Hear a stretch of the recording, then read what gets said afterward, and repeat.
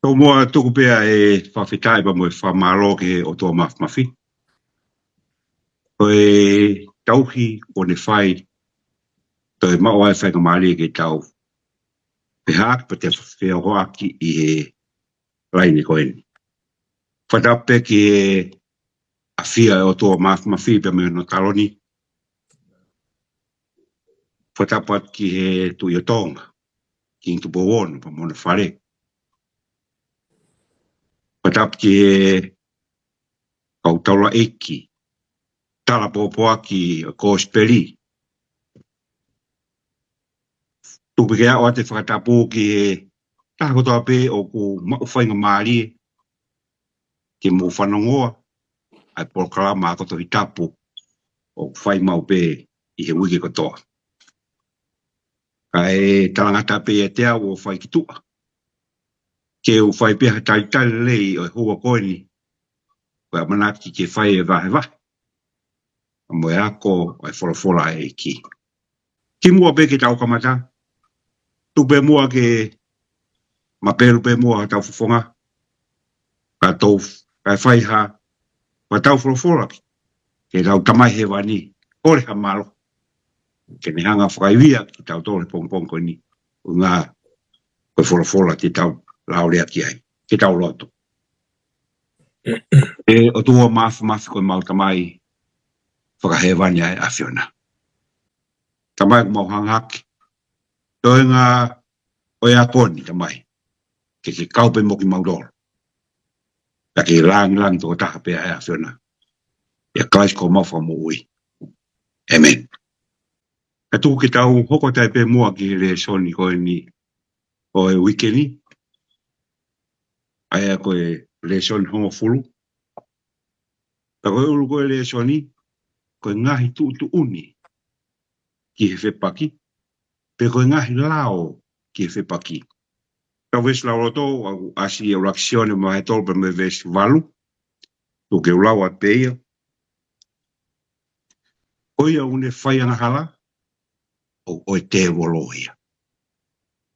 E na e anga hala e te wolo, talu mihi kamataanga. Ka koe mea ni koe na e whakahai ai alo e otua, koe uhi ke ne whakaauha ai ngahi ngaue ai te wolo. Tupe mua ke uto e lau at pe. Koia oku ne whaianga hala, oku oe te wolo ia. He na e anga hala ai te wolo talu mihi kamataanga. Ka koe mea ni na e whakahai ai alo e otua, koe uhi ke ne whakaauha ai ngahi ngaue ai te wolo. Tau whakautange pe ko hatoko taha mau koloa, pe te wharea ko mahino ange, ko hatoko taha milionea, mau e mea kotoa. Ka oku ne whakaikai au pito pea e ia, e ne hanga tokoni, pe tokoni ki hataha masiwa. Ko hataha ia hane fiema, ikai au pito pea, ke ne tari e ia. Ta koutui o tau whakakau ta tau kotoa pe, e tau sio ki hatoko taha, o ne mau e mea kotoa. O kai whainga taa ki ai, kai ke ne whie vahe atu ki hataha. Ki heko whakakau, o sio kita toko taha koe ni. O manu, kai ke loto e ke toe hataha ke mau hane mea. Ka ikai ngata pe ai, o tau te mau pa mo toi foi whakamatala e taha pe. Ke anga ko ia hono mau he tangata koloa ia ko ia ene koloa. Mahinu mai, ko koloa ia e tangata ko ni, ko ene koloa, ko tuku whakaholo mai a mehi ene tamai. Aia na ne mau kotoa ene koloa, ka i uhinga pe taha ko pau ke ne tauhi ene palomesi e whaiangete ia. Kako pehen, tene mau kotoa e koloa kotoa ene tamai, ka ko pau ke ne palomesi yangi, e ikai ke ne foaki hasirini e taha ki ha masiwa, o au ki he ene mate. Toke te whaua te whakaukau. Ko uhinga e koe ikai ke foaki e he takata milionea koe ni hasini taha, he koe ne palomesi ake he ne tamai, ke umau ene koloa, o pau he i kai ke ne fuaki hase ni te taha, ke taha ko masiwa. Ko tau whanong ko ni koi ki he uinga ko ni koi na i kai ke fie fuaki ai a milionea ko ni ke masiwa. Ai uhinga to tonu ko ni fuaki ai. Ne hanga le vai a liu.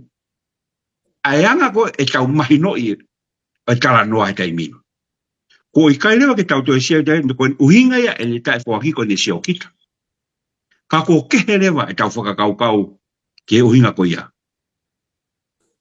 Ko me ta tau pea, he tau mahino i koe ni a whepaki koe ni koe i langi.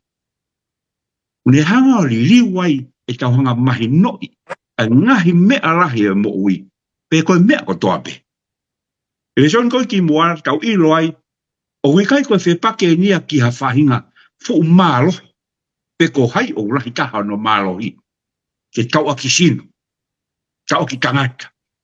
He utau si ilo pe e tau tolu, e tau lau ai wholofola. Koe whakatupu koe o tua, o wikai kia hane vāwā ta tau anaia pa moe mafi o tua. O kui he lea volo kehe, ai malohia koe o tua.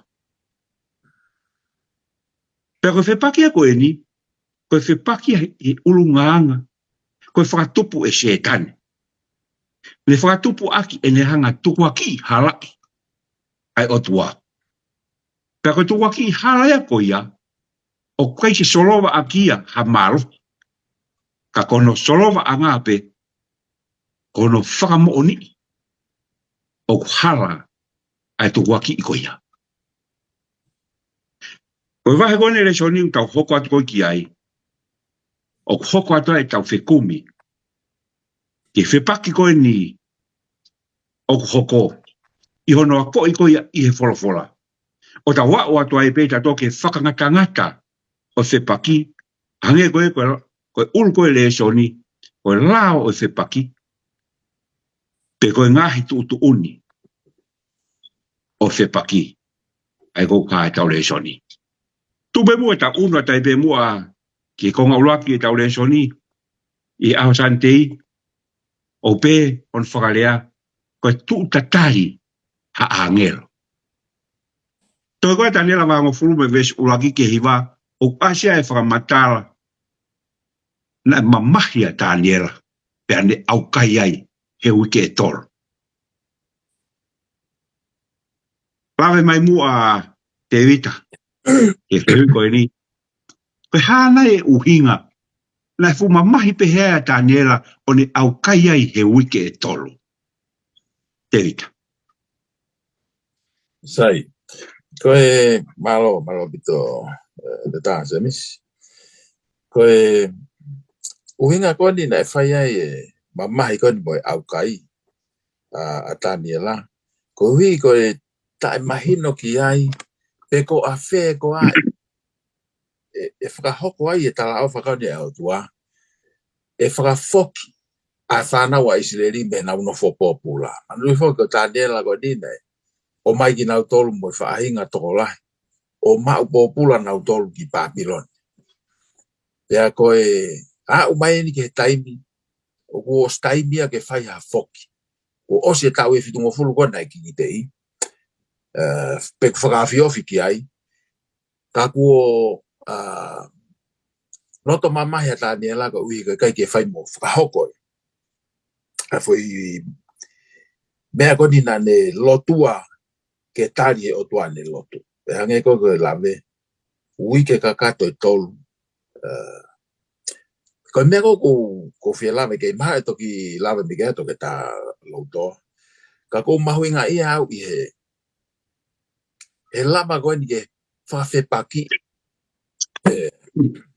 he otua e te volo ai tari ko e tau ngahi lotu mo lotu ko na tānela he na e mei malama pe ia ke sinapi pe ko ne lotu pa tānela tari otua hanga ton mai ange lo talanga tānela kana e iai e maino kwa whahinga lao ia hen oi whepaki he kai ke lawa he otua e ke ne ngā aki kakato hono malo ko ne mea ko mahino mai ko kate au me mau inga ko ne foi wike tolu ko ni hame to tataria ge wike tolu be ko be ngai la be ge ba ka nanga bo de so ni ka ko be ko ma inga ko ka te fo I ko nga ko ni o kulava peke hanga o tua o ange peha fainga marie ki he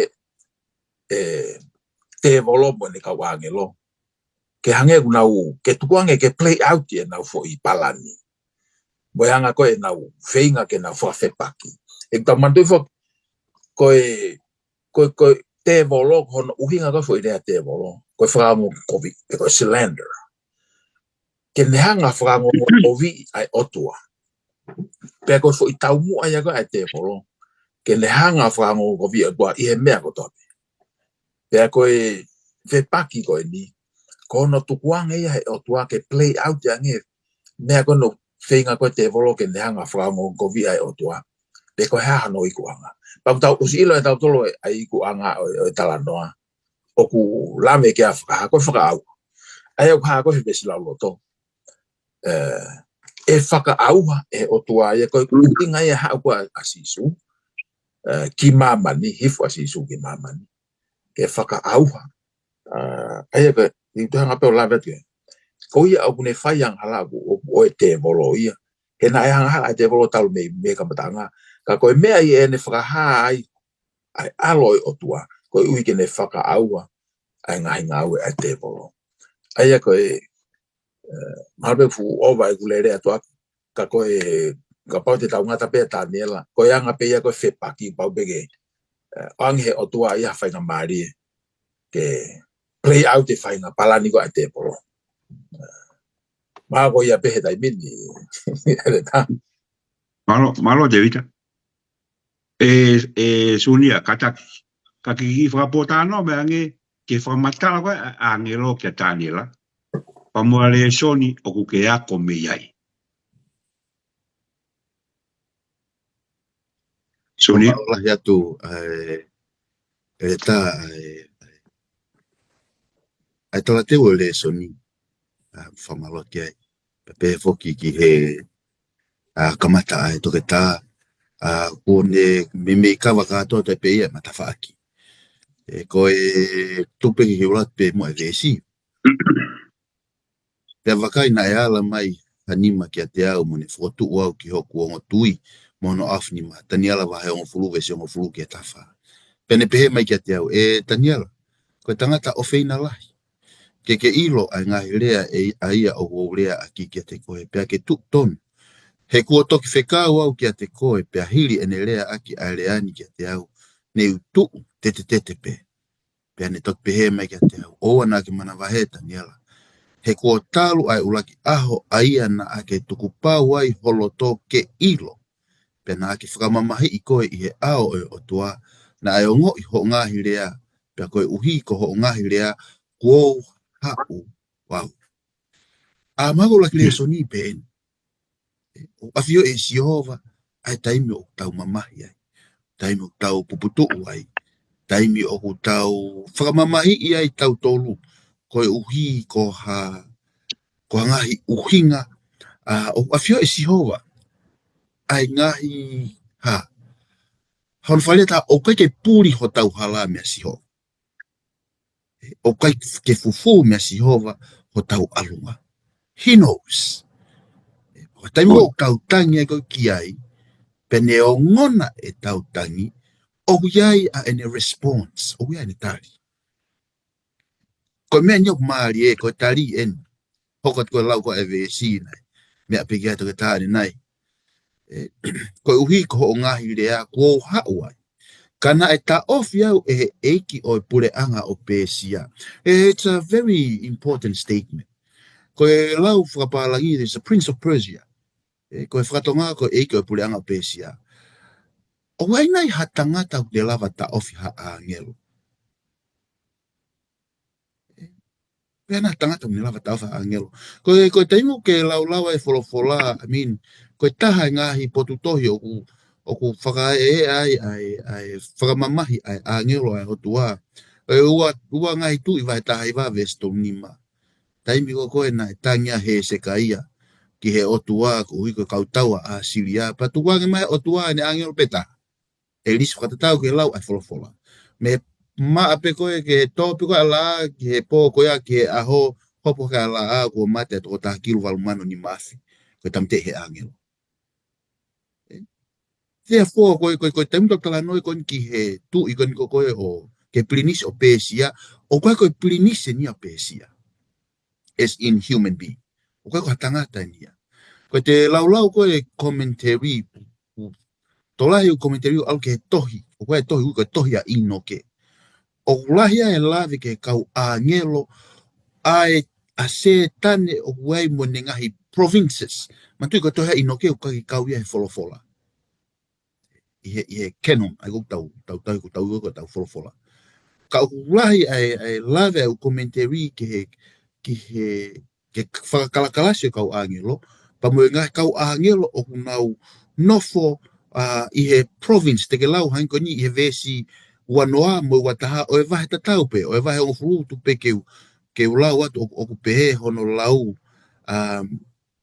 i he wahe iyo o pehe vesi wanoa mo ta o ku ke ilo hono uhinga o e ku hau kia te koe pa ko eni te foki atu ke tau me tu i o pesia pia e ku alu atu wakai e hau ai eiki o kalaisi ka te whakaha kia te koe a ia o tohi i he tohi tapu mo o ni tau i kai mohani ihi o kau mo au i he ngahi me ani ka ko mai keri pe ko mo eiki wakai e hau ai eiki o kalisi ka koe ko kalaisi o kalisi ai o te ai pia moe pirinisi o kalisi e hoko atu kia e tau ai angelo mo mea i koto pe kikite na e osia pesia pia hoko ma kalisi so o koe whakamatala koe o commentary whelave i pia moe pirinisi o pesia koe malo pe koe angelo e nai kau he hinga whakataha pia mo luse wha meilangi pe ko luse wha pe enia koe ke lave i hanga tonu ia i he vesi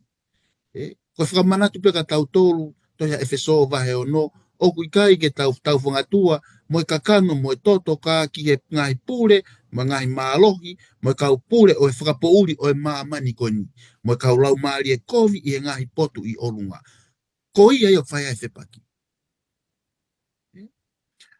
na e hanga he toke tā o lave i me pako whamalot ki ai hanga e he otua na ngau ke he toke tā whakarea hanga e otua tuangi whenga maari ko pehe ke o kapate te whakarea i pe whakaukau te tau pe o kuhanga e otua o whakangata ene mālohi ko whuirea maha ko tau whuirea kapate tau ngau e aki harea whakakademita ko e delimitation o nehanga pe o delimiti ko ngata anga e mea teu ngau e ki ai pe teu ngofua ke whai he kui kai ke pūri e ia tau tolu o kulava pe he whakatupu o whakaauha ene whakatupu o kui ke pūri e therefore there is something here that is going on o kia ngai mea ku hoko pe ko no mo oni ko e tau talatala noa ko ni tuton me ke o kia e apasia mawahi a te au he tau talatala noa tau tolu ia ki he ngahi ki he to a reality that is not ours. O tau tāna tō ke fo i hangi e penia koe taimi koe o siope, mea pe usio kia siope koe mamahi, koe plavea, koe mate ne whanau, koe mea pe usio kia siope. O koe ke te stio ata siope ia whakalaka tu he veili ki he mea koko he turi ke taha. O pau te tau pe mo tau tolu. Ko mea pe no tau mahi no i, koe taha e ni ai ngahi makatuunga o e whepaki ko e ni, o hanga e si hova o whakangata ene mawhai mo ene mālohi, a power and authority. He ka pau na keke whakangata e si hova ko wholoa au hea halaya, au ha setane, au ha meanga. Aio koe kamata ia, koe haa koe le soni. Ulaki le soni o kuongona e si hova e tautangi. Le soni hono ua. Mahalo ko i kai ke tari e tau lotu, he ku tau whangatua e angelo me te volo. Kai hau mai tari ka koe pamua. And there are many Ko no tale no mo ku ku whakaukau ke talanoa koe ni, pau no whakaukau ke ngai lotu o i kaitari. Where a ngai lotu o i kaitari. And many times, o ko no whakaukau ko ia, fulahe kua ngahala, maha ko mea koe ke tari a lotu. Fulahe ha, maha o ku tainana e kole tapang pa mo sihova, o ku tapang mo tolu, o ku maha o ku hala e ku lotu, siokita e ku lotu. Na ke lave i mai anenai ele ta, siokita, o ku. This is one reason. Another reason. Mahalo koe ke a umai tari. He ku lolo tonga tau whangatua. Ai angelo si hova. Pea moe te volo ki mua ke a umai tari. Ta wana angalo. E tau pewha kau si kau o ku tau whangatua kau koe hae lau koe a vesi. O ku whengau e aki katoa. Ai ngahi mea katoa koe ni ki he lelei aki nau tolu.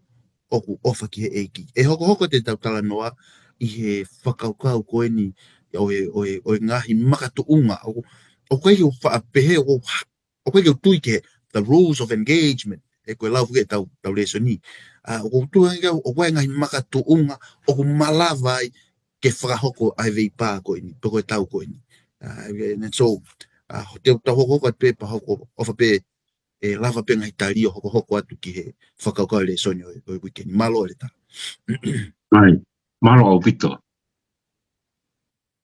Ka hoka te pege harmonite, pe no whakalea, o no whakaha o tala koni. Te tate wita, ka tak mua ka ke, ki whapotano mea nge, ke mawhai koni koe o tala koni koe ni, ai a kou tala noa koe ki ai a sione. I te wita. Sai. Aia koe vesi koe ni malo senis. Koe vahe koe ni kou hai koe whaha vai tātolu. Pea moe vesi uaki ke he malu. Koe tānoa ni ki he ha. Sai peke wanga o i lau iat peha konga e mea koe ni ke tau whanoke ai whaha vai tātolu. Vesi uaki ke he malu.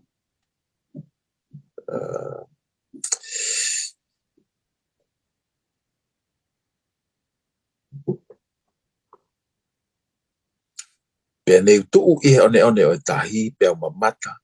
O ku aluha ke me he tahi ai manufekai e fitu hono ulu. Lana ia nifo e hongo fulu. Pea na i hono ngahi nifo ai pare e hongo fulu. Pea i hono ngahi ulu ai ingoa ko taukai o tua. Pea koe manufekai ai a neu mamata ai. Na e tatau mo le pati. Pea ko hono vae na e hange koe vae o e pea. Pea ko hono ngutu na e hange koe ngutu o halai one. Pea na e atu ki ai e fuungata ene malohi sai. Tānoan ke fuungata ai koe. Maina koe tau toko fuungata koe ni koe tānoan ke tebolo. A ene malohi a ana mo hono nofo anga mo e pure lah. Pea ni mamata na e hange ko la mea o mate hono fo i ulu e taha. Kana e toi mo ui pe hono la mea whakamate. Pea na e whakatumutumu a maamani ko toa pe e mui i e manufekai. Pea na anau hu ki e fuungata aia nene atu ai malohi ki e manufekai. O nau hu ki e manufekai o nau pehe. Ko hai o tatau mo manufekai. Ko hai o ku whai ke tau ia. Pea na e whaki ki a te ia ai ngutu ke rea whielahi. Sai. O ku mahino ka tau tolu e fo i kite koe ni koe o e whaha mai tātolu. Ai au hau mehe i ulope. Ai koe ngahi malohi koe ni koe tau o tānoa ki ai ai konga kone reso ni. Koe malohi koe ni o oange manufekai koe ni koe oange e tala koe ni pe koe fungata hono malohi. Ka koe hara o whehui se miskata koe whaango mai. Koe, ki tano me peke mawhai koe tala koni koe o tala noa ki ai a sione. Okay. Ko mawhai fo ko tala ko ni hange ko lave ko to ke ta lo to ane nei. O ange pe ki ai hono mawhai. Aia ko me ko tau ilo ko o guanga fefe hono o ange ha mawhai ke futala ko ni ko. Mana tu ina ki na akahi me hevan. Ko mena tawa ko hui ko si. Akahi e fepaki ai na ilo yang hala I hono loto. Na fatupo adua hao.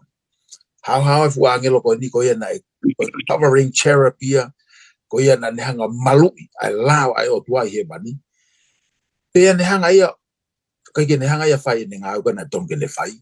Pe hoko ai e fepaki ai pe na iniquity was found in it. Ai na ilo yang halai ke fu ngata ko. Pe ko no akahi ko me he bani alui fu ki maman. Pane hanga ka kai e ta wongo uraki ongo matua. Pe na to fa to was. Kai ke to pe to ta. Pe se te au o fo mamani ta ko ya na to. Pe hoko ai e fu ngata ko ni. O hange ia ka fu pure ia ko o mamani. E na ta wilo me to ki lave ye ma ga na ele soni. Ka ko hoko le mai a fu ngata ia ko e pure ia mamani. Ya ulave pe ye de soni ngai besi la yo. Ame ke hanga si su o uia setan ko pure o maman ko ruler of this world aya ko pure ko ni kange ko lau o ponge pe hono fanga tau ilo me tano ko si ope na fanga tanga tange o tua ula kitakai o wana ke ala ki hono sino ala ke le me ko to pe kolo mo ne fanau o pe na ke ala ko sino to takai ate takai hono wa ki he kwange waiha me tawa ko me le soni ko ni o kuia I courtroom ya pe ko fare hopo nai pe ko I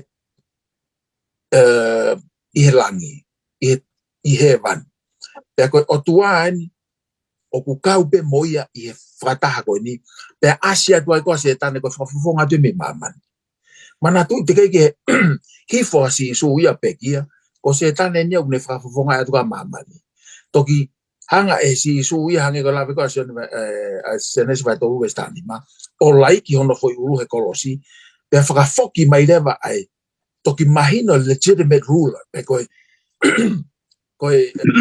neongo ko set ko si su ko legitimate ruler pe ia o mama ni ka ko hanga he ka inhabitants ia po ka no foi mama ni o fuaki e nau tuina tol ke fungata talange fungata kana wa ya ini hei koe mo oni hei kai te mo mate talatu he o tua ta faaki koe te mo mate ko mo wang hala te mo mate pe ko ha mena hana na tui ai tui na wa ke fungata pe ko uinga ya ko mafaya fungata ia o hange ko pure ia I maman ka te tau ilo me he soni ko ni ko ne pure o ku ta fkalao he na fkafunga ia e loi mo kaka pa tau ilo na ro ko fonga pe ya ko te ro ko loi mo kaka ko fonga ko ai o tua ia ko ofa ai au tau lave monu ai he ofa ko o tua pe ko ngau ko te ro ko no tuku aki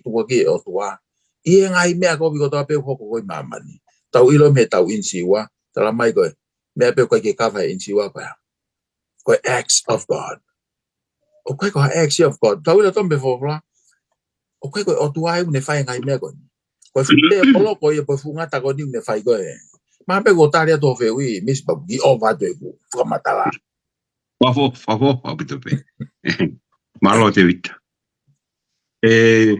ta sonia ta hoko ta pe ai ta no mange mo hitami ko a ko tu wanga ko ke ta ko ni pe ko funga ta ke fai ai ko ni ta fihu ko he mama ni ko ni Malola hea tu reta pa pe ke reta I vahe ta o kamata mai ta no ko ni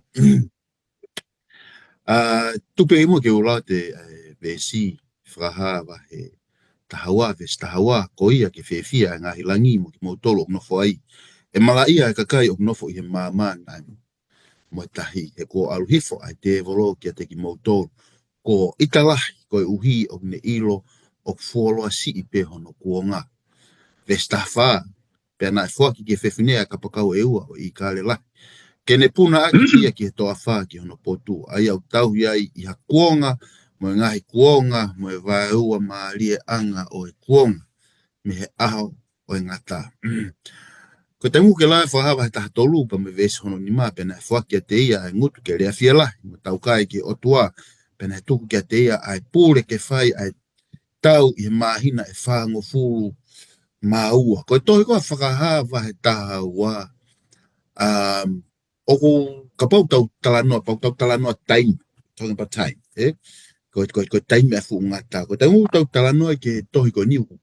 Oku te urawa peo pehe oku ko timeline ni at least whatau ke tohi o hangenga tau, it's 4 stages. Ai timeline o ko. Vesi ulaki ki he vesi wha o ku asiai hono fua kapusi a whungata pia meilangi. Koe ulaki kapusi a koe meilangi. Vesi ulaki vesi wha. E vai tahua, koe taimo ke lawa koe ai vesi hono nima me vesi fitu ke tahaua ko hana ko hoko va taimi ko ia ko taimi ko na lave ke to ta na hifu mai ngata ki maman ke matu taimi na fratupu ai a tama mo ivi pena hanga he otua I to se nes va ulaki o ave ki a tama pe mo ivi a ko foi ko dominion pe ko pure I he maman ko ni pe taimi ko na hifu mai ko ngata hono ulaki kapusi ki tu a meilangi o hau ki mamani na ne hanga o kaka ia ula ki ongo mātua o more ai mea a tama pia mo iwi ai dominion pa koe pure ki he mamani ko eni. Ko ia tengu tau ase ke talanoa ko siope o ku ase ko koe na to e a upe ngata ki fe ki lain he talanoa ia siope. So koe foi ai koe vaha taimene vesi fa mo vesi nima. Ko te muke lawa koe vesi nima I he tohi ko koe hakon. I te whaitahua o whaha. Ko taimi o si isu he ne pekia he kolosi pea to'o hake ia ki he langi o ne kapusi lewa me he langi ai te volo. That's the second time round. Pea toa I koe ai rea kake te mau hawhei tuu ma ai te volo I langi. Fiefia koe langi he kapusi te volo me langi ka fiefia mamani. Mamahia mo tolu I hako te volo no hau katau tō. Ko steisi hono tolu lewa eni, ai ko kule koti koko I he vesi hono taha wha. Ko hono ohofi he te volo ai whewhine I he mahina e whaua. Ko lau koko I he wahi taha tolu vesi ni ma, ko tau ko aho taha whiu ngā wono noa. Taimi whakiki te aho taha tau taha. Ko mahina e whaua te ke riunga ke aho tolu noa, ko tau ia taha whiu ngā wono noa. Ko season, ko 3 season, half a season, ko tau tolu mo konga, ko te mahina pe mo ia e whaua. So, tau kala noa pe ke fo I taimi tatau. Ko mea koe na lave I koko he toke taa ane nai, o ku ave lewa ai hakoani. O ku ave ai malohi ai fungata, I he manu wheka I o nofo mo ia he tau tāwhi o ngā wono noa. Na kamata tau ko nime ni matolvalu 80. Ko timeline ni ia. Ni matolvalu 80 ko Justin Nien, I think ko hingoia Empola, na ne hanga o ave ene mawhai whaka Empola loma ki he katolika loma, the papacy. Pea pūre ai papacy he foi tau tāwhi o ngā wono noa me ni matolvalu ke tāwhitu hiva valu 80. Whatonga I ange pa ko kore whamole koe ko halau siasi. Koe interpretation ia ko ni, o koe ka interpretation ia na kamata I he aho fitu. Te ke lau koe kau pioneer, Martin Lutero, te ke konau tau lia na nau identify ai whakauhinga ko ni. O koe ka whakauhinga whaka aho fitu whakamatala ko ni. Just to be clear. E tā fitu hiva valu 80 na e ave whakapopulai segnale francais, Napoleone Bonaparte, ai tui tapu ko no ingoa ko Pius VI, pane Afrika popula ko e ngata ia ai tau e taha whiua ngā wana noa timeline ni fu ngata. Ko taimi na uka the Dark Ages, ai taimi ko eni. Pea hiri ko ia ave whakapopula na lave ki ai toke tāre nai na e lavea, deadly wound. na mate tu tapu ko ni I falanse. Pepe he tolai o maman ko ni ko ngata anga ia ai tau tala noa ke man vekai. Kau te Stacy hono fa. Hiriange ai lavea ai lavea whakamate ai ulu ko ni man vekai. Toe mo ui ai lavea ko ni. Pako kuonga hono fa ai nu tau lere ai kuonga whea ko ni. Ai nu tau mo ui ai he aho ni. Pa pērea vesta fitu e vahe tahua. Pea na ita ai fuungata ki e whewhine, o ne alu ke tau I ia hono toe o hono hako a ki nau tolu o ku whai a ngai whikawa e otua, pea mau mai whakamooni o si sukalaisi. Ko foi timeline ia 4 stages, me kamata tohi a whakahawa e tahua o lere ai, vesi ulaki o lere ke vesta fitu, ko whakasi ia. Ko foi timeline ni. Ka ke mana tu, hi taimu tau talanoi ke timeline ni koe ni, he vesi hono tahawa, waiki fo rea ai, o maari e ia ai. Pehe, koia ke fia ngahi langi mo ki motolo nofo ai, ka e mala ia e kakai o nofo I mamani, na moe tahi he ko aluhifo ai te evolo ki ati ki motolo. Ko italahi, why? Koe uhi o kune ilo, o ku fuoloa siipe hono kuonga. He knows. Ko Stacy e wha, he knows. Toi si pe taimi. Po tau tolu ko nuk tau mo uye ngai whaka osi ko ni. Ko taimi ko tau sia ko ke toi ko a māti uwahe ua wha. Ke ngai whaka ilonga o kuonga, we know. O tau mo ui I he kuonga whaka osi. We know. Toi si pe. Ko toi si ange ko ene taimi, ko toi lahi ange ko whuirea na ke ngau aki e re tā ko tafiho.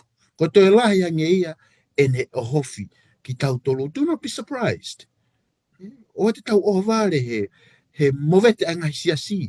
I ngai mea o tau sio, I loto o tau funga waka, pēr moe mamani o tau mo ui ai. Whanua o tau nofo ai. Ai ngahi, ai ngahi ngā unu ai mamani ko ni. O te tau ohavare he o tau nofo I he kuonga whaka osi. Pakuhanga he o tua whakangata ngata. Ene mālohi. Pea ko ilo e whungata toi si pēne taimi.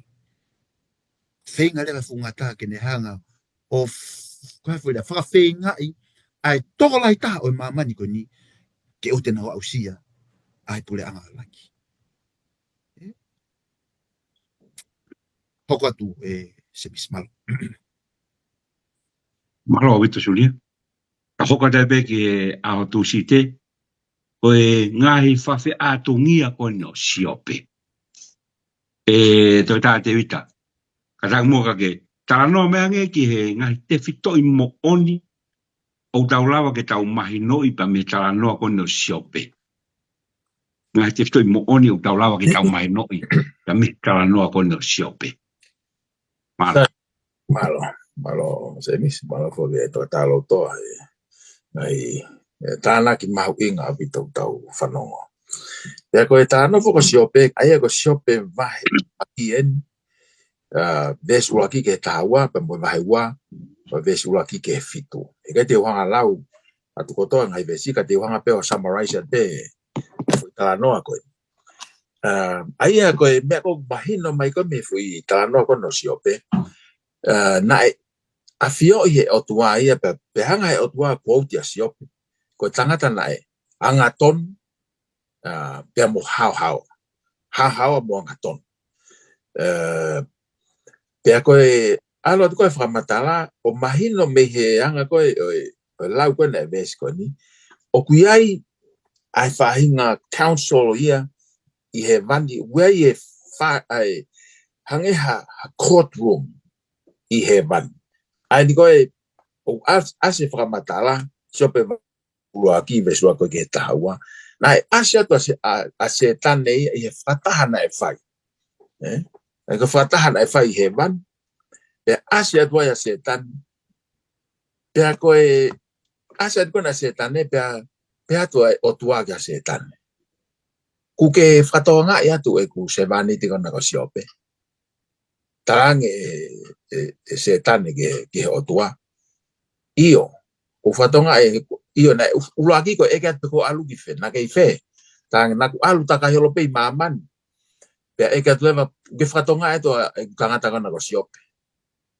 Anga tonu mo hawa. Talange e setane. Ke ilo uhinga oku anga tonu ya siope mo le tau ka te koe. Ko winga pe ya ko hanga malu ya siope.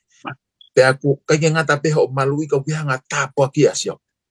Ka pau te ke hanga to ngai malu ko ya mo ngai tapo ki ko na oku ke tapo ki ka siope. E pa ko foi le e hanga e siope o kape i pe ko ki ho mata. Curse you to your face. Pe aku talanga le mai o tua. Ke sio ke hanga ko tau sio ke hanga ko fetano ak. Kai ke ya mi se ta asiope ia ki ai ku tau ilo tau tole au ni ko tau lau ko e fola mo le ko ti. Ka talanga o tua io te hanga fa ngo fua ko. Te hanga pe o limit o wana ke ala ki ono sino. Alu po ke fai nego. Ai na kona la pe ke to ke talo to ani nai. Forgive a se tane ki maman. Pene fai ngai nego. Toi mana tu osi ko mea ko ni kai ke ya move tax siope ya ke anga hal. Toi foki, toi fai o toi asipena, toi fai e council ko ni e bani. Pe toi foki to asetan. Pe hange ko ko le sono ko wa ko mea ko ni. Hange na e brag o tua ia ke ne sevani ti ko ni siope. Pe na ne tu aki, hange ata ha de peti, na e peti o tua ia siope. E ne anga tonu. Bone hawa. Toi talange se tane. Ke ilo, ka pau te ke hanga pupuange pe ke walasio no sino. He fai to tono e taha kotoa pe ka ko tai pe ke ala kono sino. Ko mea e hoko tene hanga kape i koe. Toi talange o toa io. Ko he fo iri miti o a pena ke ala ki hene mo ui. Te ke lava pe ke ala kono sino tapu ke ala ke hene mo ui. Toi hifo maa se tane o fai foi.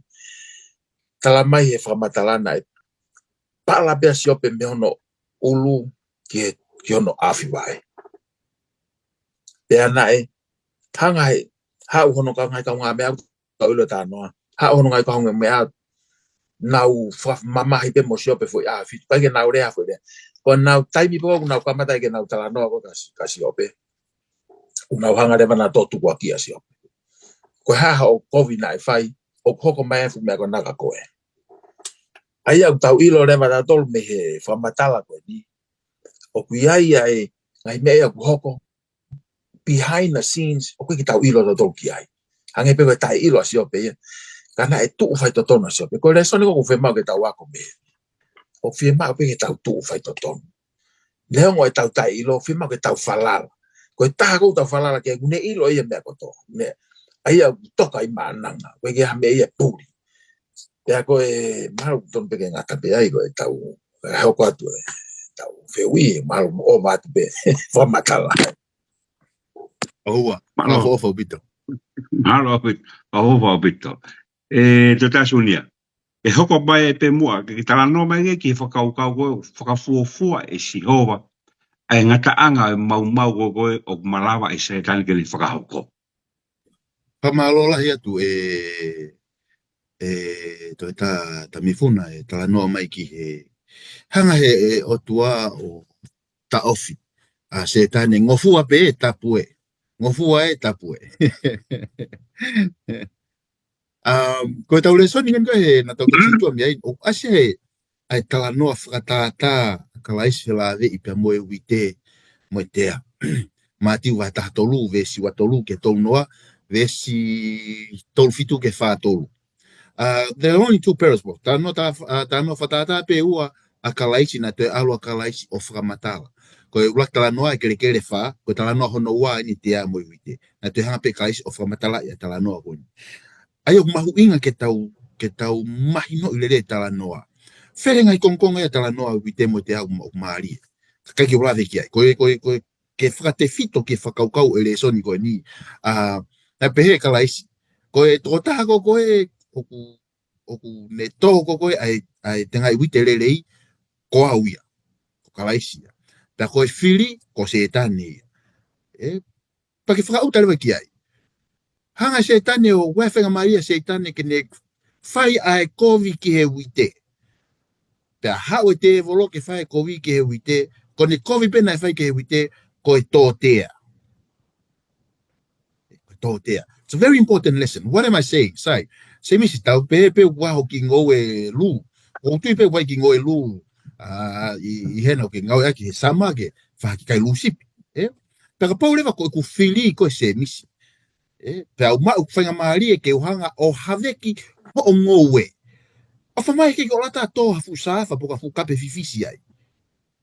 Koe ku tō e ku hele peru alu atu o kinisi katoa ki lu ke osi. Kai ko tō atu ai pensini o huhua ai pe au tutui ke osi au pito. Mahino whamatawa. Whakatoa ngā iange ai mālohi ai otua o ikai ke lava a setane ia o ala ke fuuwite.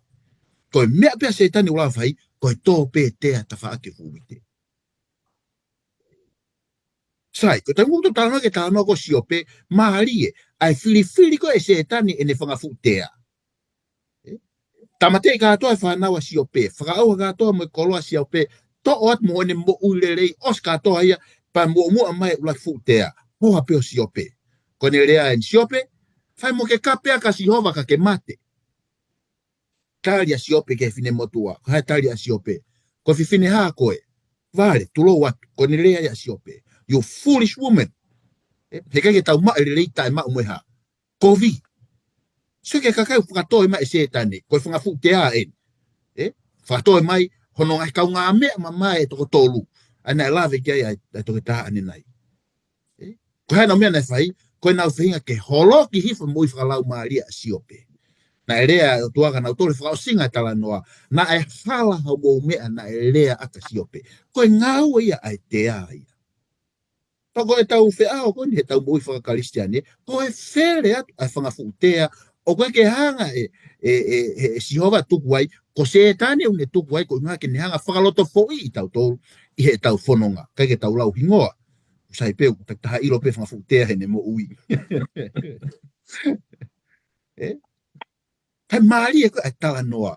O kuhanga e tala noa siope o mai ki a koe pa mau ai mahino koe ni uruaki, ka pauna e kai ke hanga he o tua tō ai e tau mo ui, o si lava pe se tani o tamate hataha pe o tau whamiri, o hau ka tau tō. Lava pe se tani, tō katoa e tau ngau e o whai koloa mo e hafua. O ku lava e se tani o whai katoa ngai mea koe ni. Mahino e me tala noa o siope. Therefore, na tau lave ane nai ke whakangata he o tua ene mawhai mo ene mālohi. O toi hanga pe o tua at the same time o whakangata mo e mawhai mo e mālohi ai te volo. Ta koe whehui lewa ene.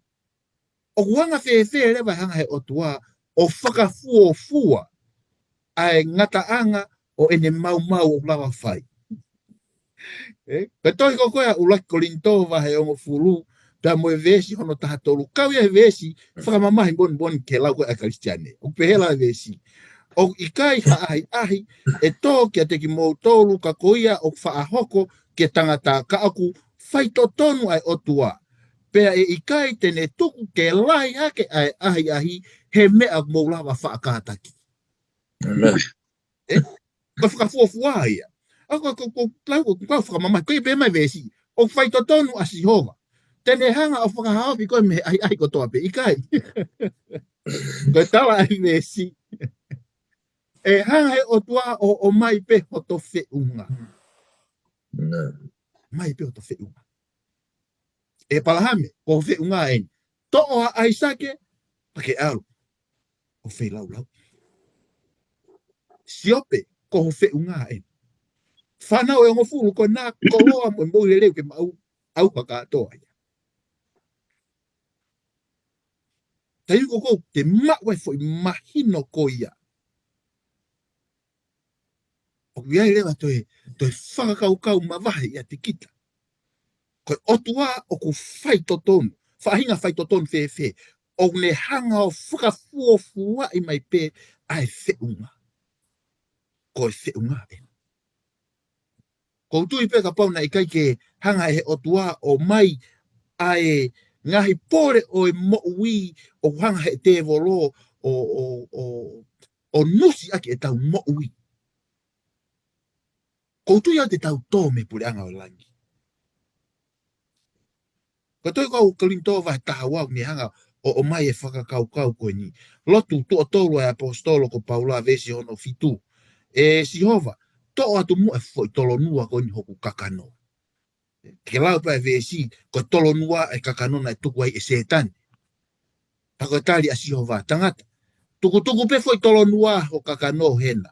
Fai pe a to e foi tolo nua pe a folahi o ulu ke toho ai milai. Tau mea, ko tau tolu tangata, ko kamata pe ke tu lele e mo ui. Ko kamata ke kaka ha. Kaka pole mo lau kau ki olu. Taimi no pe wa mea koko. Holo hifu. Hanga pe Sihova o mai ho tau fe unga. Wai pe ngā hi tolo nua o kutuku e Sihova he tau mo ui. Ko kai tolo nua mea hai. O kai ko mea Sihova, mea se tani. O ana angalo mea koia. Ko tolo nua mea se tani. Ka kutuku ai e Sihova keha. Kene hanga o whakarelei e tau mo ui whakalau maari e. Lau ko apostolo se misi vai ulaki vesi ua ke vesi wha o kutuku katoa ahi ko e nimo ngai pole o mo ui kene hanga whakamatu o tuai e tau tui. Kene hanga whakawhawai e tau tui katau au sia ai ai pure anga o langi. Tako whehu i rewa. Ko taimi ko mamahi ai. Pea uhu ai. Pea langa ai. Ko hae tau mea ufai. Ko e tali ai o tua ki hene apostolo, ki a Paula. Paula, ko e ku keresi, o ku lahi a noa pe, ki ho ngahi masiva.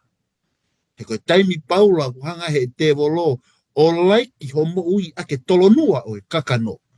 Taimi o ke vai ai, taimi o ke mālohi ai, he ko Sihova, o ku a Eva, pe mo koe.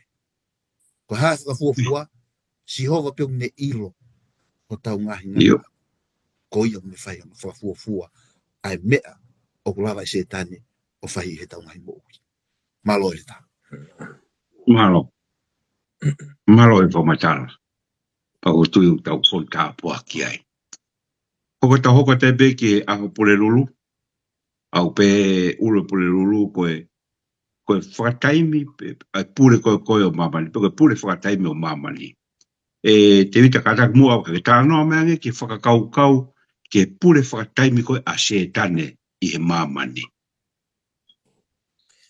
Sai, malo bitu se mesi, pa malo bitu ngai ta i whafo ofa mo maari e. Ia mo mooni foki, o anga koe tau whakaukau atu ke ngai tāna ki kātoa koe ni. Oku whafo ofa. Pea koe ulu koe kaweinga o pure lulu. Koe whakataimi ai pure mamani. Ai koe na tau lawe ki ane nai. Koe ki pure koe setane koe mamani o whakataimi au ito. Pea ku no, hangi ko mena lawe ki ato ka tāne ki mo ane nai ange.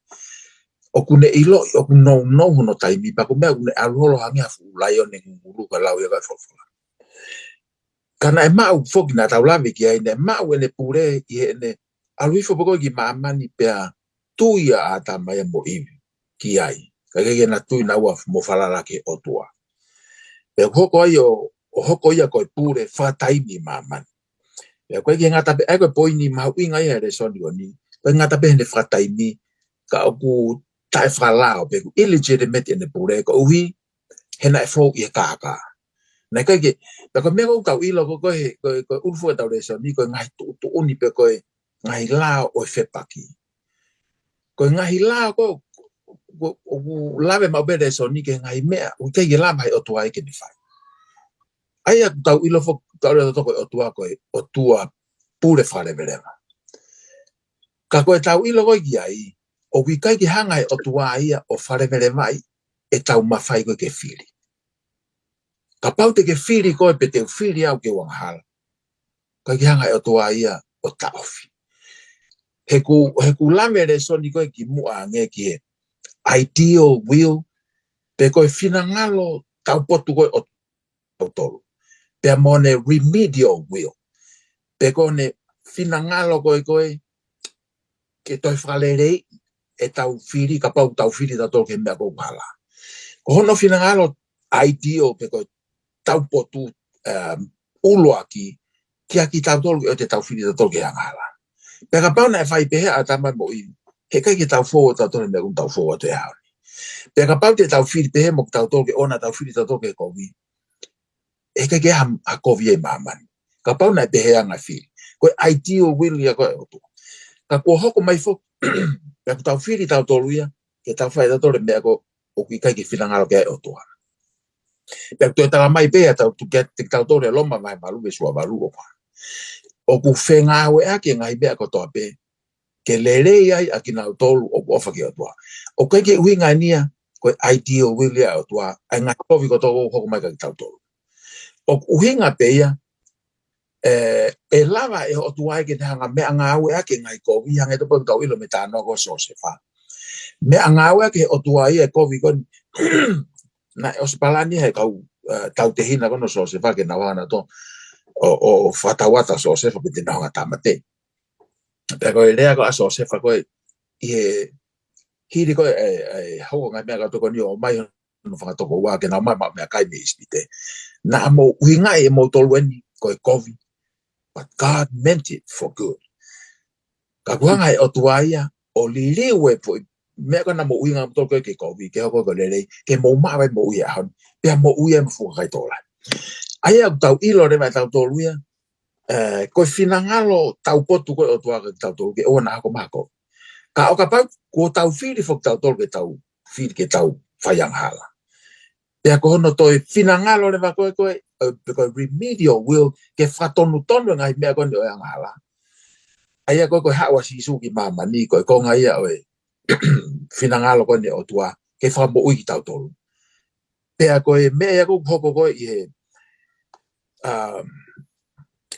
temporary will ko se temporary rulership ko se tane pe koe whakangata o ne pure ki mama ni ko hui koe haere mai ko asisu ki mama ni o pekia e kolosi pe lai ke foi ulo se tane more ai ene pure ko ki mama ni e nane amanaki he kai tu masisu pe ka pana kai tu masisu me fonua loto ko ikuna se tane ko kita hata wa manaki atau to ka tau whakawheta i he o tua nei toi tu masisu maina nei kai yahan yang hala ko ene pekia he kolosi ke totongi e tawang hala ko tau to whainga tangata tau mawa mo uian tau whakawheta i he o tua malo ku whema peke ngata tua ai o mate whamatala i malo beto David. O ka te pe sunia ka tak ki tano mange ke whakarato lahi koe tau au sia me tau mahino i koe o whakataimi pe pure a se tane.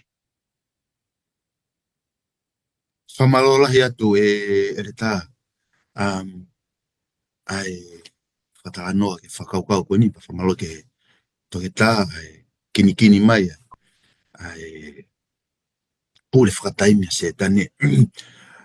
Ko hana ko hoka whakau e whakatolahi. Lai koe talo e kamata ai pure a lusefa he hili ai tō ai ongo ai ulaki ongo maatu ai i te ni. I ena hinga pe ho ai pe ang hala ke mamani koe ni. Me ai o au ke ahoni.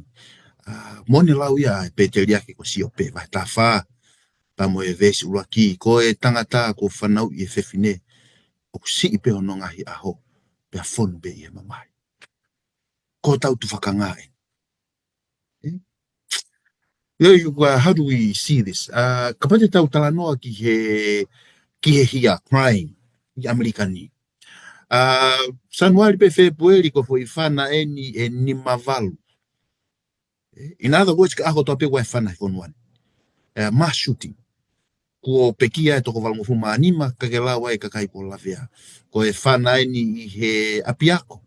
Whale ko loa, ko e pā, pe ko e night club, pe ko e whale loto, pe ko e halapure angape. Ko e tāmate i he whonuani, i he hiriange o e tau e taha, o ku whaofi tāmate i hua mano ni maafe tāmate i ta. Ko pete tau talanoa ki he whakamalohi. Ka pao ko whamalohi, o whanga pe whatapu o hawhawhine. O whiunga whamalohi he tau, mo e tahakilu tolu mana tolu afi wangi au hiwa wha. Ina ia.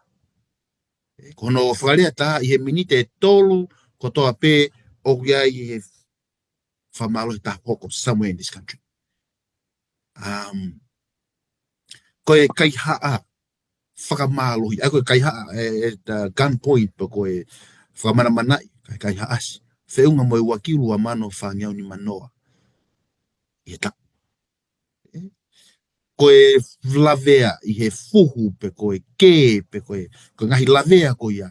O whiunga moe vau kiru hiva mano tolu afe i he tapu. Whatonga e ko talanoa peo ke ngahi hia. O te gai ke talanoa uia ke he ngahi tau hoko i he mamani ko eni. O ku te gai ke talanoa ke ngahi whakatamaki whakanatula. Ai awha, ai ahio hio, ai vela, ai mofu i ke, pia moe mo ngā whi.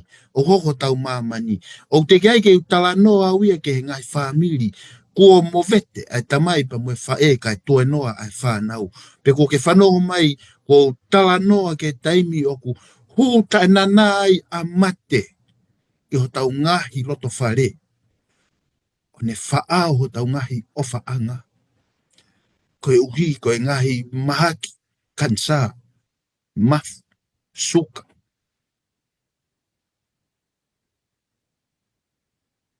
Koe mamani no tau mo uyai. Koe uhi, koe tevolo, moyanga hala, na hifo mai moia.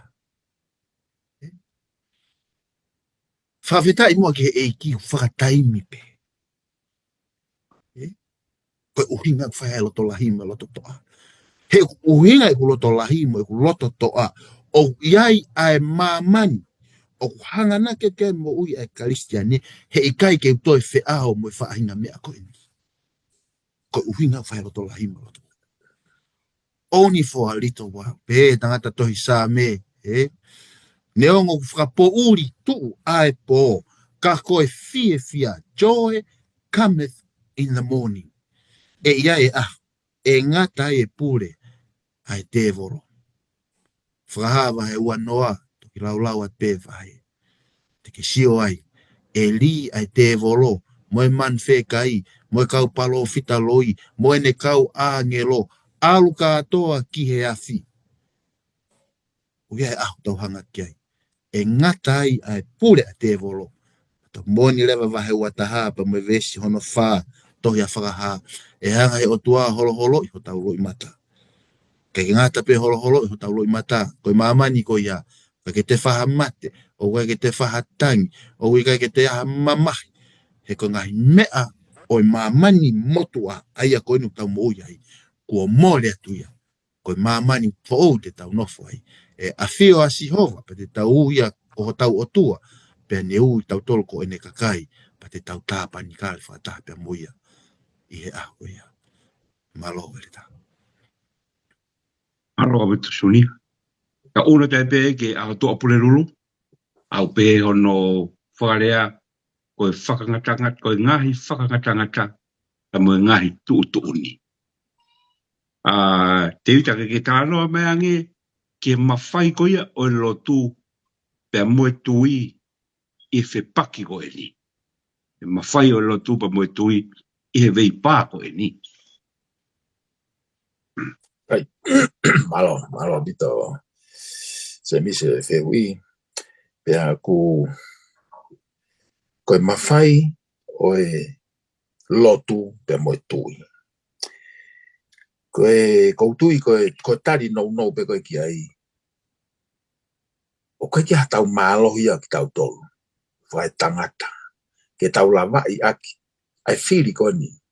O ku tau wheanga ngai boia i e whepaki koe ni. Kai e taim ta tau pe. Koe o tua koe o tau i e tawhaaki koe ai o. O kune mau e mālohi. Pea koe koe mea pe te tau lava ke tau mau ai ha mālohi. Ke tau lava i e. Ke tau ikuna e whepaki koe ni. Koe tui ka kato kia sisuka laisi. He ko ia pe hange koe lau koe ai vesi lau loto. Ko ia pe te nehanga. O nehanga ia kune hau ke whaka auha. A ngāue koe mo ngāue kovi uwhai e te volo. Ea koe ne ngāue koe uwhai koe he aho nifo. Kono whenga ke whakaango kovi. Ai o tua. Pea ke nehanga whaloto fwoi ki tau tolu. ke tau ke whakaaua, whataha ki tau tolu moia, e kune os ilo e ia hono i kua. O kos whaha ia he, pia kua hanga e si sua sila ia he kolosi, e whakaaua, ai fu te volo koe ni, e taimi koe pos, ki te i e au ki ai. Pia koe mea le moka ki tau tole hau ni, o whima au peke tau maua, tui, ka kato, ki a si hou. Ko hui he kwange ko me ko lahi kia lau lawe ki ai. O ku nehanga ia lava ke nehanga o whakangata-ngata. He ko whakangata-ngata ko ni ko whai ko kia setane. Mo ene kau angelo. Ko o tua pea kune lava ko ke nehanga whai. Ko hui ngā ko hange pe whakau ke. Ko o tua whakatupuen. Pehe ikai ke lava ke viai ke ai ha pao ai i he kau angelo boi kakai ko ni boi whakatupu ai tua human beings and angels. O koe ke nau maa na tolu ha maalohi ke nau lava ke whawhepaki ke whakatupu. Ka kono uhinga, koe tuku aki i kovi koe no o whai ko e setane. Mono whinga ke whango kovi e o tua. Whatonga kapau e koe whatata koe ke kapau ko ha pure koe. Pea ku tuku aki i kovi i koe ata. I ho kau ngā ue. He kai te ke lapa ke hanga ko ngā wak ho mawhai whakapure. Ke hanga pe koe o whai a taha koe ia. Io, malape te ke lapa pe koe. Ka he i kai ke nofo ai e ka kai ke he nau sio mai. Hana no uinga na hanga i o whai a. O pau pe wahai pea mo oni a taha koe. Pea koe mea ko koko koe mamani e aho ni kono tukuange pehe o tua. Ai time ke play out ai kovi kon mo tukuaki kovi kon whai ko e setane. O wi e mahi no be he ako ke ngatanga. Ko o tua ia o hao. Ko ngai la ko koe o ngau aki o tua ko ofa. Pe ke whai e o tua ia whai nga mea. E whepaki mono natula ofa. Ko te volo ia o alo mea ko toa pe. Ka ko pau pe ke whangatangata whatatau moe ngata anga ko tātu ko he o tua ko ke ngata i. Ka pau ke pea ngata pe ona ke ala ke sino si o pe. O ngata pe te volo ai. Pea ko ne pea tu ko ngata pe ona ke ala ke ne mo ui. Ka pau te ke ala kono sino. Pea ngata pe ai. Ko mea ko tau peti ia he o tua ko nuk tau lotu ko ki ai. O pe hange ko ves ko na labi kia toke talo toa ne nai. O kune hanga pe, o kapau tau siya, kapau ko hafu. O ku hanga pe o tua, o e fulalahi o tuki ngata pe. O hange ko hataha o tua ne hanga, kapau ko hasipa, sipa hatama fu malo yang ya koe. Ya hanga pe o tua ia o taufi. Ngata pe o tuki flahu ate fu laile tae ke ta ngat tau pe tuki o ngata o ki house.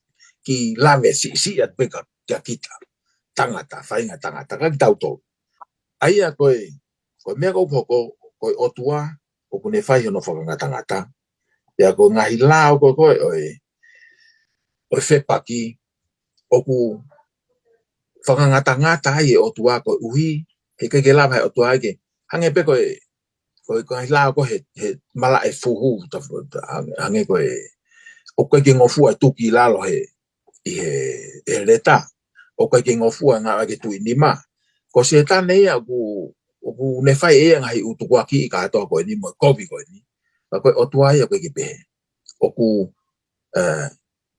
fatatau nga i me ko to pe fai o tua ia mo ofa ai ko pure anga o tua ko ofa pure anga se ta ne ko tu kwa ki kovi mo nga i kovi ko to pe te ne ala fai ke te tau to malo mata doa ai ai hopat Malo. Sulia. Kataka ke hoko te pe. Ke tano mengi ki he tui koe o tau mau. Nea o kui kai mahino e ngai whonga ia koe a Shihova.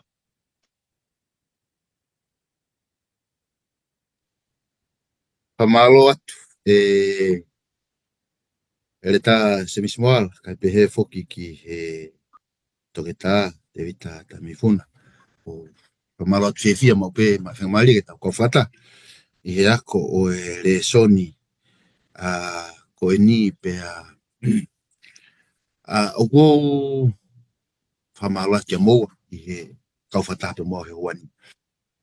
Te utari whakaosi te pia wia e ku konga ko ni pe tuka te peki he tuke tā ke ne whai e pe ia whamapo opu mai tau re soni ke wiki ko ni. Mea ni nai tau lava mahi noi ai mea tau tala noa ki ai. To a certain extent, yes. O tau mahi noi. Ko whe konga o tau mahi noi ai mea peko tau lava. Ai mea peko tau lava. Koe tala noa koe naunga ka ane nai oku. Anga peke tau whakaalaala. Wai. He kuiai ngai erebe ni ti au tau tala noa ki ai koe misteri. Misteri. Tau tala noa koe. It's important to realize that. Koe peke ngauli au e. Toi ha Isaia wahi ni minimapa. Vesi valumo. Hiwa. Tolo heu pehe e si hova. Oku ikai ko ho mo ngahi mahaloa. Iku mahaloa. Pea oku ikai ko ho mo ngahi hala. Oku ngahi hala. He oku hange, oku maalunga hake a ngahi langi me maamani. Oku pehe hono maalunga o oku ngahi hala. Pea mo iku mahalo. Iho mo ngahi mahalo. Kono whakalea taha. Oku eki aha. Vā ofi. Ai tuunga oku iai tau whakaukau. Mo e tuunga oku iai a sihova. Oku iai whakatuku tā maki taimi kou tau whaatala noa ai. Ki he ngahi vesi ko eni. Kono whakatuku tā maki ko lahengo e tau whenga ke tau whakamatala. Ai ngahi konga ko eni o e wholofola. We run into the danger. O tau o tau lele tau tōruia ki he whakatuku tā maki. Te tau whakamatala. Pa te tau tonu tau tōru kai hala sihova. We run into the danger. Ka pote i whatongai, he taimi raki fo I wanga hala ape. Ke atu. Ko hau nei kai whai akau. Ko whewhine nā ke whoaki mai. Whatongai ere a atama. Ko whewhine nā ke whoaki mai. Kono whakarea taha kokoe sihova. Kokoe. Pea ke atu ke whewhine. Ko haina nei kai whai akau. Koe ngata. Kokoe. Kokoe na ke whatupe ngata. Koe ngata. Koe uhinga in koko. Koe ha. Te whakamana tupe ki a tau tō. O iai ai whakatu tamaki. Koe whehu I koe matui na e pehe e siope he vai tau taha. Whakaamuangi e au na e tuu mai olo mai te. Kau a au atu au ki a teia. Koe vai tau taha ia siope. Pea asi mai olo mai te a sihova. Paka ulaki foi whehu I pea sihova. Na ake I se. He taimi na kuhanga lalanga maamani ko ni. Where were you? E kono whakalea taha. Oku I kai ofia mea oku ke ilo mo mea oku ilo e au. Kono whakalea taha. Koko e ko ki mea pena o ke ilo. Aena pe koe oku atu ho whiunga. Koe mea koko e ke he tau o maamani he unvesi. Pea mo whakangata tahi e whetu hau me iai mo. Hopo hake ala a mo ene tō mo mahina. Hala ataha o ilo kiai. Ko e ta kehe. He ka pau te tau lava tatol whakamatalai ai otua, tau koe ke toton ke te otua ai. Kono mo onia. There is a mystery I he otua. Ko wherewa mea au tau mahino, I ko mari e pe rea otua. Kia sio pe vai whanoa, pea vesi hono tolu, pea na e toki tari, vai whanoa, sorry, vesi hono nomo whituwa pehe. E siova. No hono tanga wala sio, pea aike ngai tangata te whehu I atu, ke tari ka tea. Pako whehu I eni. Te ke whakatae au ngai e koe a e ku whakamau, te ke whakahala I e koe au, ka ke whakatonuki e koe. It's very important that we realize that. He te tau lava pia whakamatala ien, pia tonu tau tō ria ka hala sihova. And it's important ke tau iloi, e lau wa mo se, tohia teu talono me, o giai ngai mea o ku whakapufu, koe mea ia a sihova. O kia ngai mea o nea sianga whakailo mai ki he whanau ai tangata ko mea ia a koe pamoa. Maari ia mau pe kutuk mai vesi e tohi aloma vahe ai vilesoni vahe valu pe mo vesi ono taha valu te ulawa pe vesi taha valu pau alo lau e vesi wha osi koko ki mui ke wha osi kia whakaukau. He kua upehe o ikai ngari ke whakatatau ai ngahi mamahi o mo ui ko e ni ki he nau aia kua whakaha kia te ki tau tolu. Ko tai ho tau sio ke ngai mamahi o mo ui o tau whanonga ia. O ki kai ke ofia. ke ngai tāpuaki, ko tau wa usia, i he moui peko eni. Pea wike ke toi ofi ea ke ngai tāpuaki o kuhanga mai mei mua. Ko whē mea o ko ilo whakapapau e au. Ilo whakapapau o mooni e wholofola. Ko tau tala noa, kuhanga i Sihova, whakangatangata hono mawhai. Au te ngata peu te hanga i Sihova, whakangatangata moe mawhai ai te volo ke ne whai ai mau ke moui, pau ne whakafuafua aki ai mea ko malava. Ai mea ko mahino. Kau te mea tau te mahino angi au, toi whakalaka tu iai, ta koe ni ia. Vahe walu vesto walu he kuau ilo pau ko lean apostolo pau matui tatau e ikai e he kau angelo pe kau pule pe i ngai malohi pe i ngai mea i heni pe ngai mea e hoko pe i he maulunga pe i he maulalo pe i ha mea kehe e taha ko ngahi e ikai mawhaia ke whakamawai au me he ofa ai o tua ko ilo pau ko mea o ko ilo neongo ai e tau tala noa ke ngai makatuunga o e veipa ko eni ko mea o ko ilo pau he kai lava ha taha o whakamawai ai sino ko eni pia me he ofa ai o tua ko mea ko ilo uhi ko ilo pau ia neongo ai pe ko hae pole o e moui o ko whehanga ngai moia Tukua pea ke whai te iria pea setane, whakatatau pea moe mafia Sihova. He kai ke whehu ia, he ku ofa Sihova ia te au. E ia e au. Te usio mata ai koku pare. Mehe langi, ka te toki whehu. Mata ki he eiki. Pea ko tui hiriangi ne whakamatala mai. Te toi hange e pe ko e lau koe asio pe. Tā koa, na aku whanongo tala noa pe i he awhiona. Ka koe ahon. Ko sio mata o kuke mooni o kuke totonu pe ko whakamau o on pe hau. Amen. Amen. Maro, whamawhana. Oi. Whamawhana mo paiwahe. Ako tawa o mai ke whakao singa. Tako kore atu pe kia te vitake. Ka tak pe mua whai mai whakamaa popo. Tawa ko whai ahoni. Peka hiri pea pa ke lotu whakaosi mai e pe e tawa ko malo. Malo pito semis. Ko uloto pe ke te whakafoki pe e tau toka ngā ki he vesi lau loto ko ni. Ko utui ko na whakamaa bobo mahu inga apito ni ko oswai mai e lotoa. Ka koe vesi lau loto ulaksion e vahe tolu vesi balu. Ko ia o kune whai anga hala o ko e te volo ia. E na e anga hala e te volo talu me he kamatanga.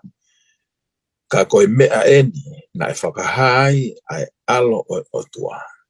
Koe uhi ke ne whakaauha a ngahi ngāue ai te volo. Au hange peku tau lawe ki ai, tau lawe ki he ulu koia o e de soni. Koe ngahi tūtu uni o e whepaki. Pea ku o fie o mai pe mo poini na o mai e toka tā lautoa. Hei kai ke tau lawa e tau tolo i lo i he mea kotoa pe. I he whepaki koe ni. O fulahi ngai mea koe ki tau ilo e tau to. Koe tau ki whakalika pe ni. Ki he anga o ngahi lao pe koe tūtu uni. O kai ke kakatoi. He wihia kai ke hanga e toi tapo si pe lai mai. Koe ngahi lao ni o whepaki u hoko i he wā o e setane pa mo sisu. O ku tau si o pepa tau hanga o ki i whakalika pe.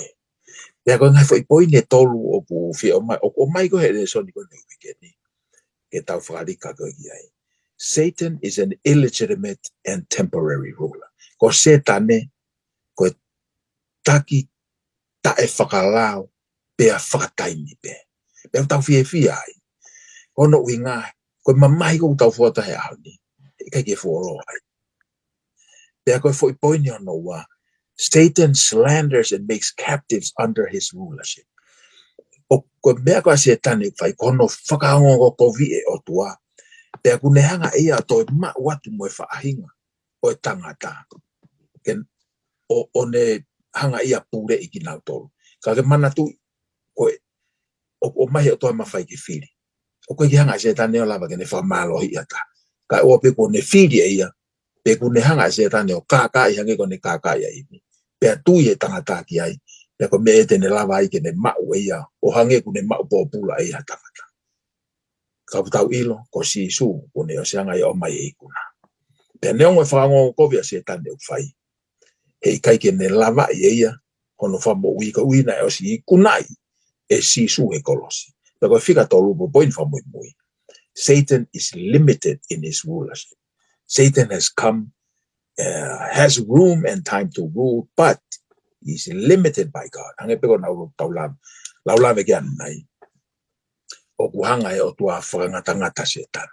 Tau whawhetai ki o tua ko iuku ne hanga ia whangatangata setan. E ka pauna ni tuanga setan, e o ngai ko lawe a tokata ne nai. Ko angelo tahaku ne lawe tamate ipe i he foi more many tipe foi toko takilu 185,000. Takilu walmano ni mafi. Ka o wika ke tau wesia ai ki tau tolu ko ui e tau ilo ko tau fua mo ui. Nene osi i kuna ia he kolosi. I he ofa na ne hao koe mea katoa pena ne whai mamani koe ofa. Pena e ne whakakaukau i ki tau tolu whahinga tangata. I he ne pekia i he kolosi. Koe uhinga ia na hao ki mamani pea auha ia e ngā ue a te bolo whai.